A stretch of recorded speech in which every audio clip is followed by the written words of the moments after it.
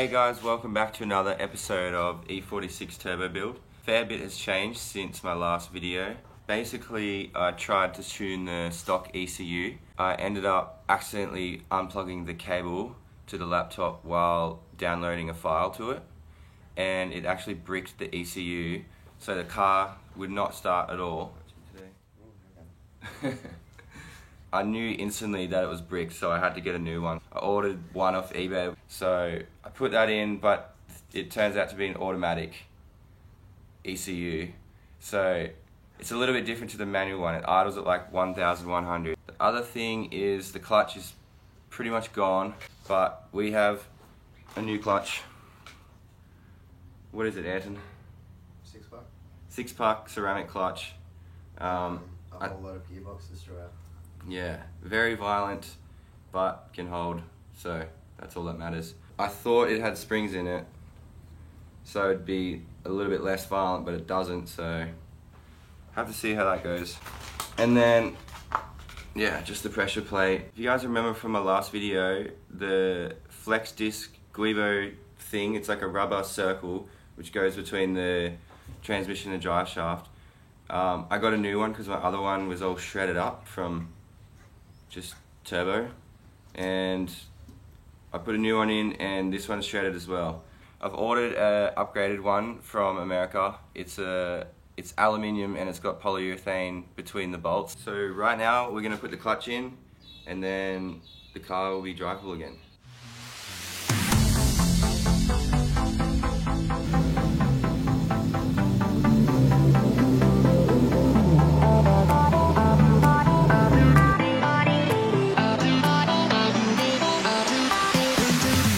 Step 1 complete, the car is jacked up. Alright, so I've dropped the drive shaft down,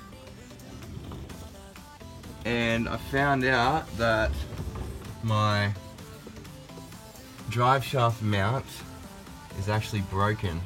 So that's where they're meant to be mounted to, and if you can see, it's just snapped off there.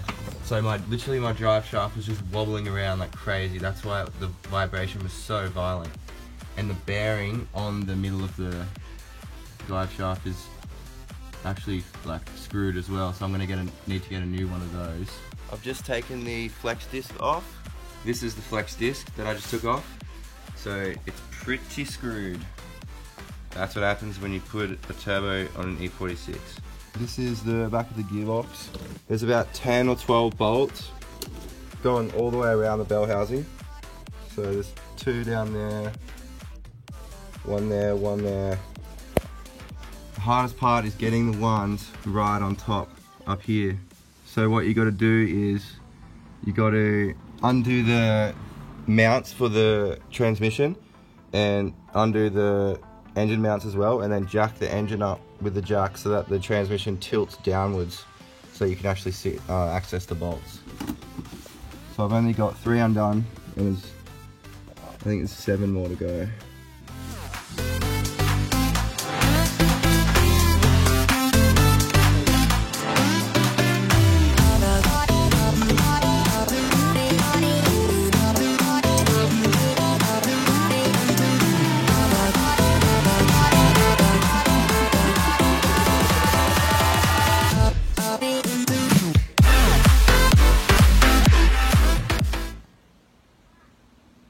This is the old friction plate.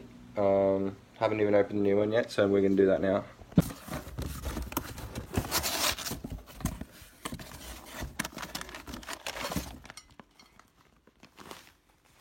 Yes! They gave me hardware.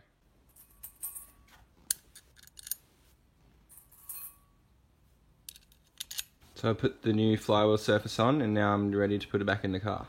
So I got the flywheel on, tightened those center bolts for the flywheel, then put the clutch plate on, which is the plate in the middle between there, that orange. And then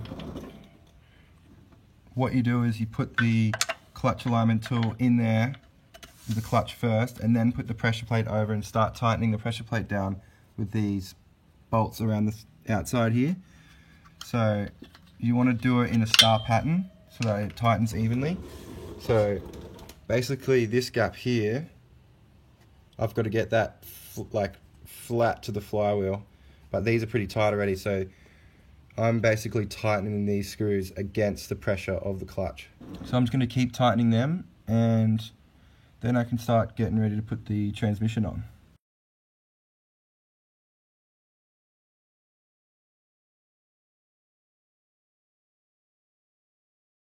I put the transmission on and everything, but it didn't work, so I had to take the transmission off again, which is a pain.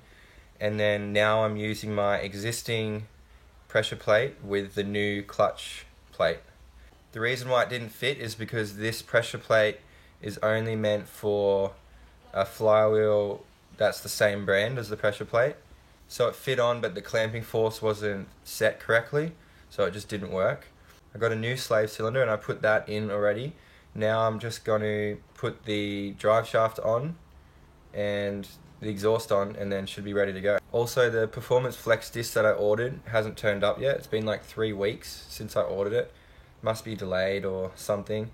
So I'm just going to put an original Flex disc back in for the meantime so I can get it going. Then when the new one comes, I'll put that in. So yeah, let's just get started putting the drive shaft in.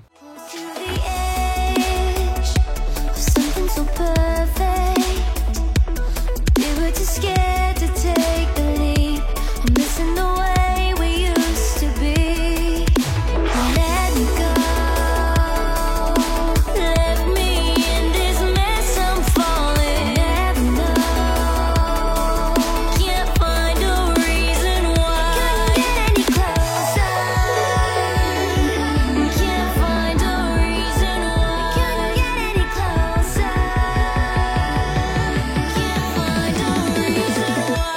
get any closer.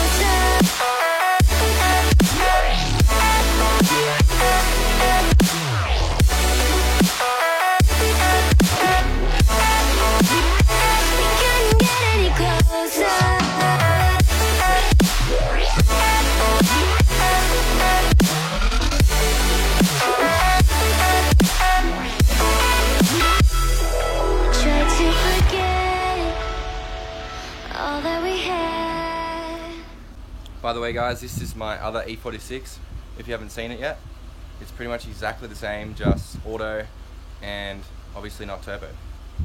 It's pretty stock except for wheels, so kind of like my donor car if I need a part and stuff.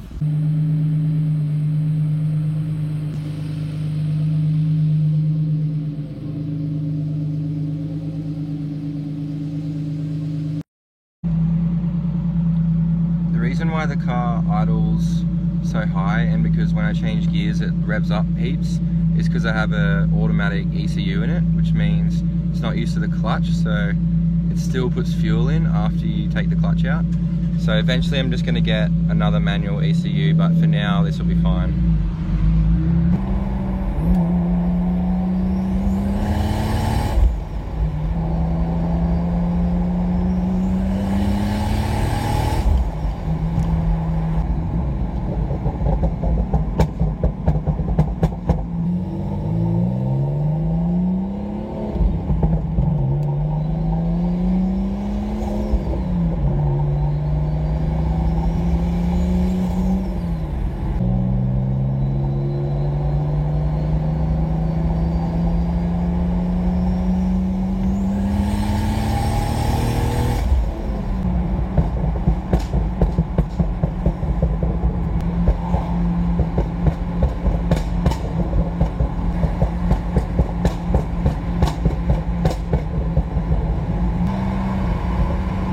Oh, hey, what's up?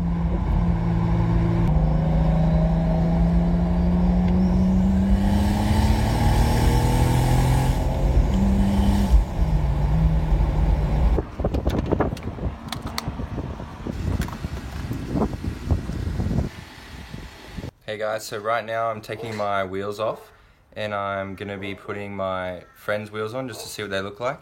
They're pretty similar, but they're just black and they're a different brand, but I think they're both 17-inch and they have the same offset and stuff, so I'm just going to chuck them on and see what they look like.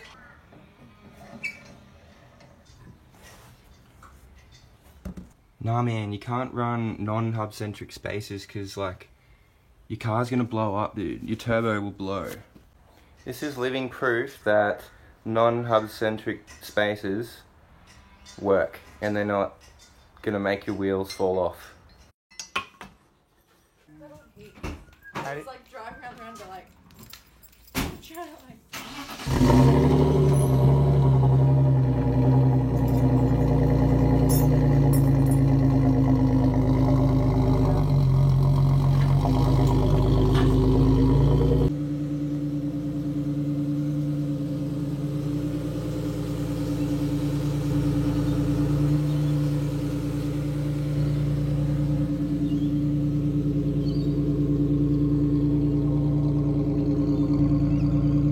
In the comments what wheels you like better, the chrome ones or the black ones. So they're pretty much the same, but the chrome are 17-inch, and I don't know what I like, so I want you guys to comment below what you guys like, and we'll see how many comments we get. Can you get any closer?